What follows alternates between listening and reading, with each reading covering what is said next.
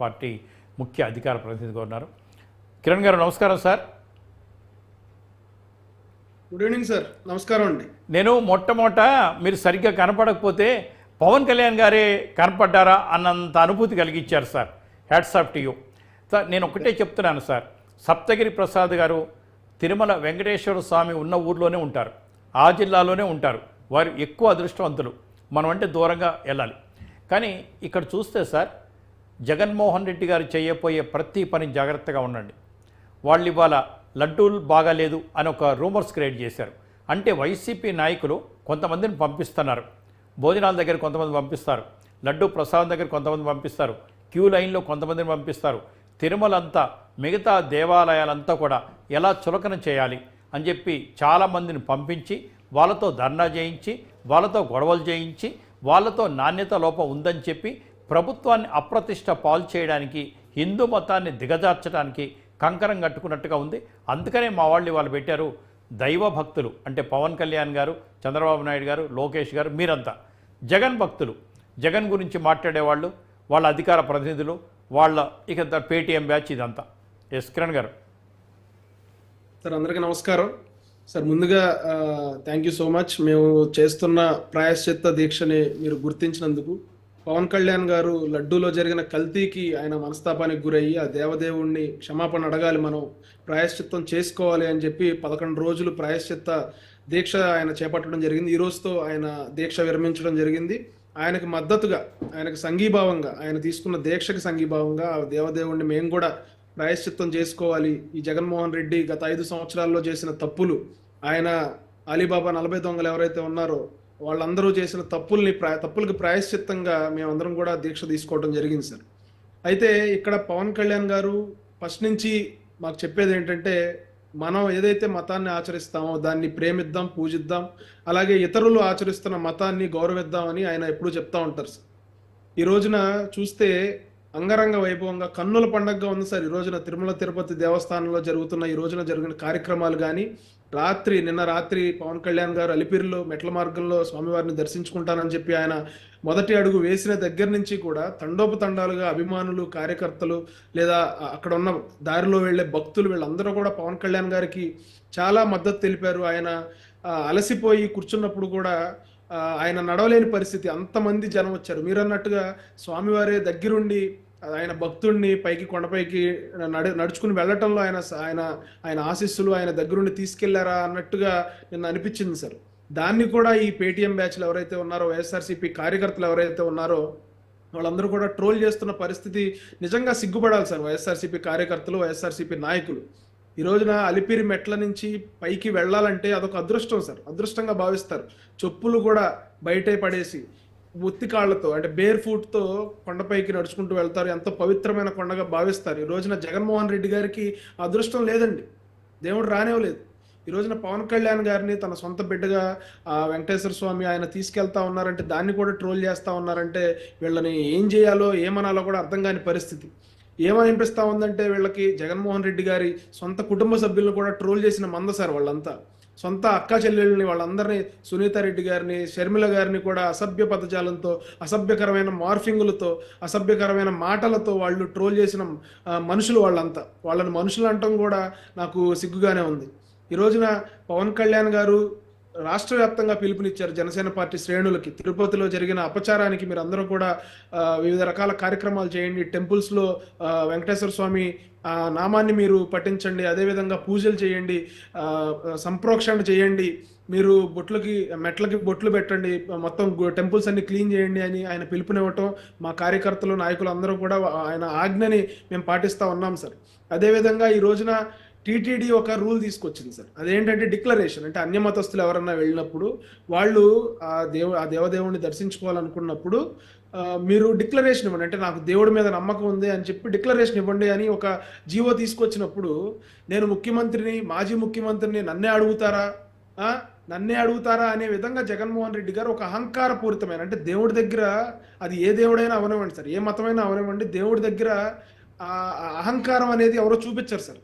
కానీ జగన్మోహన్ రెడ్డి గారు ఆయన అహంకారాన్ని ఆయన బయట పెట్టుకుని దానికి తోడు దళితులని అనే ఒక యాంగిల్ని ఆయన తీసుకొచ్చే ప్రయత్నం చేశారు సార్.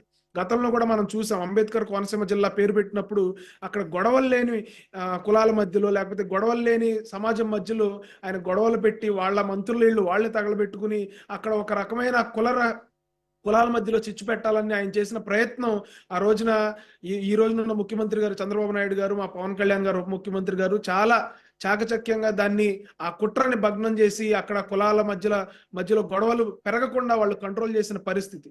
ఈ రోజున కూడా తిరుమల తిరుపతి దేవస్థానంలో ఎన్నో రకాల అపచారాలు చేసిన జగన్మోహన్ రెడ్డి గారు టికెట్ల దగ్గర నుంచి, లడ్డూ ప్రసాదంలో కల్తీ దగ్గర నుంచి, ఎవరైతే వీళ్ళ నాయకులు ఉన్నారో ఒక్కొక్క లెటర్ మీద 100 మంది 50 మంది, రోజా గారు అయితే ఆవిడ వెళ్ళినప్పుడల్లా ఒక 25-30 మందిని తీసుకెళ్ళి అసలు ఎంతమందికి దర్శనం ఇచ్చారు, ఎంతమందికి సిఫార్సు లెటర్లు ఇచ్చారు అనేది కూడా తెలియని పరిస్థితుల్లో కొన్ని 100 మందికి దర్శనాల పేరుతో వాళ్ళు లూటీ చేసిన పరిస్థితి. కానీ ఈ రోజున పవన్ కళ్యాణ్ గారి చిన్న కుమార్తె పాప డిక్లరేషన్ మీద సైన్ చేస్తా ఉంటే వాళ్ళను కూడా ఈ రోజున వీళ్ళు ట్రోల్ చేస్తున్న పరిస్థితి. అక్కడ మనం చాలా ఆయన పవన్ కళ్యాణ్ గారు వాళ్ళ భార్య గారి ఆవిడ ఆచరించే మతానికి ఎటువంటి గౌరవం ఇచ్చారు. ఇప్పుడు ఆ పాప ఎవరైతే ఉన్నారో పవన్ కళ్యాణ్ గారి కుమార్తె, ఆవిడ కూడా షీఈస్ ఎ బార్న్ క్రిస్టియన్ సార్. కానీ పవన్ కళ్యాణ్ గారు ఎప్పుడు కూడా నేను హిందూయిజాన్ని ప్రాక్టీస్ చేస్తాను కాబట్టి మీరు మీ మతాన్ని మార్చుకుని నా మతంలోకి రాండి అని పవన్ కళ్యాణ్ గారు ఎప్పుడు వాళ్ళని ఒత్తిడి చేయలేదు సార్. వాళ్ళు ఏదైతే ప్రాక్టీసెస్ వాళ్ళు చేస్తూ ఉన్నారో యాజ్ ఎ పవన్ కళ్యాణ్ గారి శ్రీమతి గారు ఆవిడ ఏమైతే ప్రాక్టీస్ చేస్తారో దాన్నే చేసుకొని ఇచ్చారు. ఆవిడకి కూడా పవన్ కళ్యాణ్ గారు ఏదైతే ప్రాక్టీస్ చేస్తున్నారో దానికి కూడా ఆవిడ ఎప్పుడు అబ్జెక్షన్ పెట్టలేదు. పవన్ కళ్యాణ్ గారితో ఆవిడ టెంపుల్స్కి రావటం మనం చూసాం, బొట్లు పెట్టుకోవటం మనం చూసాం, పూజలు చేయటం మనం చూసాం. అదేవిధంగా ఆవిడతో కూడా పవన్ కళ్యాణ్ గారు చర్చికి వెళ్ళి అక్కడ వాళ్ళ సాంప్రదాయాలకు తగ్గట్టు, లేకపోతే వాళ్ళ ఆచారాలకు తగ్గట్టు అక్కడ ఆయన కూడా ప్రేయర్ చేసుకోవటం మనం చూసాం. ఎక్కడా కూడా pure secular sir Pawan Kalyan గారు.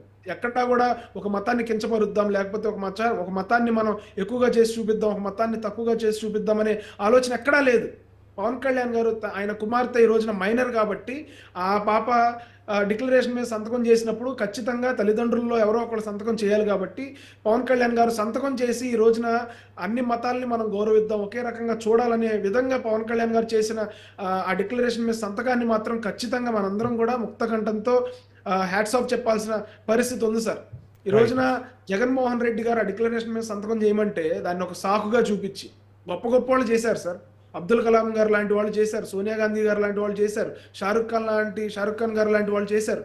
చాలా మంది పెద్ద వాళ్ళు చేసినప్పుడు అక్కడ ఒక సంతకం చేసి నాకు దేవుడి మీద భక్తి ఉంది అని చెప్పడానికి జగన్మోహన్ రెడ్డి గారు ఎందుకు ఆయన తిరుపతి వెళ్ళడానికి కూడా అంటే ఒక సాకు చూపించి ప్రభుత్వం నన్ను అడ్డుకోవాలని చూస్తా ఉందని చెప్పి ఒక సాకు చూపించి ఆయన ప్రయాణాన్ని కూడా ఆయన క్యాన్సిల్ చేసుకున్నారు.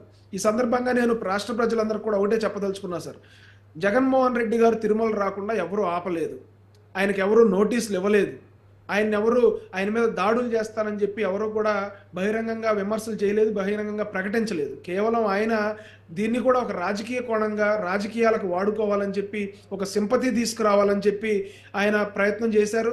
ముఖ్యమంత్రి నన్నే అడుగుతారా అంటే అక్కడ ముఖ్యమంత్రి లేకపోతే ఒక వార్డు మెంబరా లేకపోతే ఒక సామాన్యుడా అని లేదు సార్. ఒక జీవో తీసుకొచ్చినప్పుడు అది ఎవరైనా సరే అతీతంగా వాళ్ళు చేయాల్సిందే.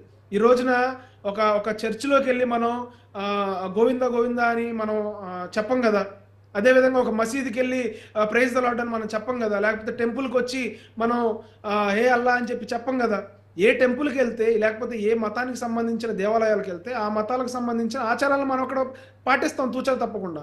ఒక దర్గాకి వెళ్తాము, ఒక చర్చికి వెళ్తాము, అక్కడ ప్రేయర్ చేసుకుంటాము, లేకపోతే దర్గాకి వెళ్ళినప్పుడు పిల్లలకి తాయెత్తులై కడతారు, వాళ్ళకి సంబంధించి రంజాను అందరూ కలిసి సెలబ్రేట్ చేసుకుంటాం మనం, లేదంటే వినాయక చవితి, దసరా అన్ని మతాల వాళ్ళు అన్ని కులాల వాళ్ళు ఒక కుటుంబ సభ్యుల్లాగా ఉండి సెలబ్రేట్ చేసుకుంటాం. కొన్ని వందల సంవత్సరాలుగా వస్తూ ఉంది సార్.